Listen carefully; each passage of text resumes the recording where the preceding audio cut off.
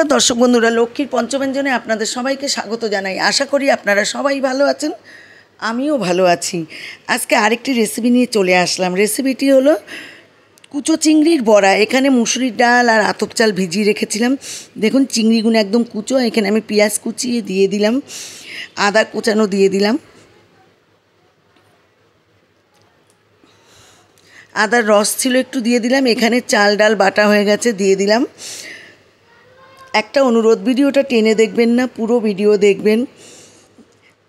তারপরে এখানে হলুদ দিলাম,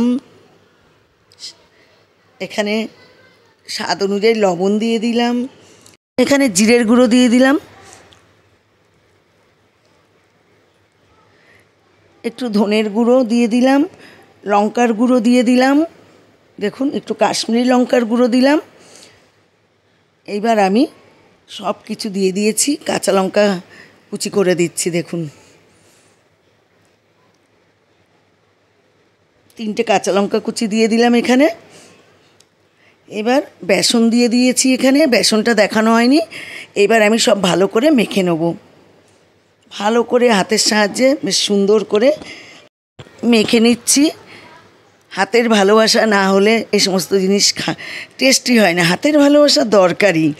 এইবারে আমি তেল দিয়ে দিয়েছি ফ্রাই প্যানে। এবার আমি একটা একটা করে চ্যাপটা করে করে বড়ার আকারে সব দিয়ে দিলাম। গ্যাস কিন্তু খুব বাড়াবেন না, তাহলে ভিতরে কাঁচা থাকবে, উপরে লাল হয়ে যাবে। এবার আমি সব উল্টে দেবো, উল্টে দিলাম। দেখুন সব উল্টে দিয়েছি, লাল লাল করে কড়া করে ভেজে নেবো আমি সব। পাশে থাকা বেল আইকনটি ক্লিক করে দেবেন, তাহলে সবার প্রথম নোটিফিকেশন আপনার কাছে পৌঁছে যাবে। আবার আমি এগুলো তুলে নিচ্ছি, এবার সার্ভ করে দিচ্ছি প্লেটে। সার্ভ হয়ে গেছে প্রথমটা, এবার বাকিগুলো ভেজে নিচ্ছি আবার লাল করে, আবার উল্টে পাল্টে দিচ্ছি। দেখুন একবার অন্তত বাড়িতে ট্রাই করবেন, আশা করি খারাপ লাগবে না। নিজেও খাবেন, সকলকে খাওয়াবেন, আনন্দে পঞ্চমুখ হবে দেখবেন সবাই। এই কুচো চিংড়ির বড়া চায়ের সাথে জমে যাবে, মুড়ির সাথে জমে যাবে, তারপর তো ভাতের সাথে খাওয়াই যায় মাছের বড়া এগুলো।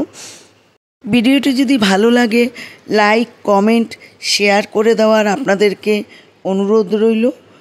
আমার চ্যানেলে নতুন সদস্য হলে চ্যানেলটি অবশ্যই সাবস্ক্রাইব করে পাশে থাকবেন। ভালো থাকবেন, নমস্কার।